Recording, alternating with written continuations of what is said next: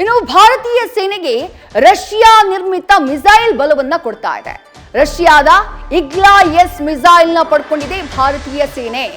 ಇದು ಒಬ್ಬ ವ್ಯಕ್ತಿ ಚಲಾಯಿಸಬಲ್ಲಂಥ ಅಥವಾ ನಿಯಂತ್ರಿಸಬಲ್ಲಂಥ ಒಂದು ವೆಪನ್. ಹೆಗಲ ಮೇಲೆ ಹೊತ್ತು ನಿಯಂತ್ರಿಸಬಲ್ಲಂಥ ಮಿಸೈಲ್ ಇದು. ಇಗ್ಲಾ-ಎಸ್ ಮಿಸೈಲ್ ಶತ್ರು ದೇಶದ ಜೆಟ್ ಡ್ರೋನ್ಗಳನ್ನ ಹೊಡೆದುರುಳಿಸುವಂತಹ ಸಾಮರ್ಥ್ಯ ಇಗ್ಲಾ-ಎಸ್ ಮಿಸೈಲ್ಗಿದೆ. ಭಾರತೀಯ ಸೇನೆಯ ಬಲವನ್ನ ಈ ಕ್ಷಿಪಣಿ ಹೆಚ್ಚಳ ಮಾಡಲಿದೆ. ರಷ್ಯಾದಿಂದ ಈ ಮಿಸೈಲ್ ಸದ್ಯ ಭಾರತಕ್ಕೆ ಲಭ್ಯವಾಗಿದೆ.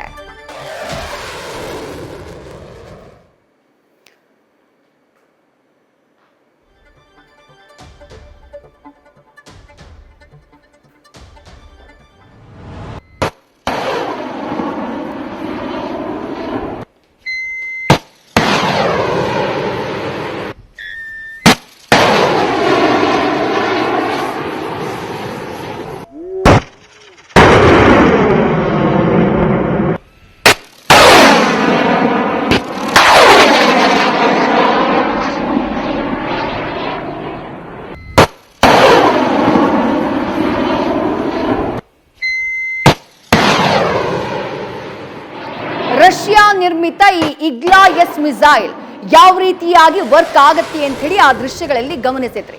ಪಾಕಿಸ್ತಾನ ವಿರುದ್ಧದ ಸಮರಕ್ಕೆ ಸೇನಾ ಬಲವನ್ನ ಹೆಚ್ಚಿಸಿಕೊಂಡಿದೆ ಭಾರತ. ಬೇರೆ ಬೇರೆ ರೀತಿಯಾದಂತಹ ಶಸ್ತ್ರಾಸ್ತ್ರಗಳನ್ನ ತನ್ನ ತೆಕ್ಕೆಗೆ ತೆಗೆದುಕೊಳ್ಳುವಂತಹ ಕೆಲಸವನ್ನ ಮಾಡ್ತಾ ಇದೆ.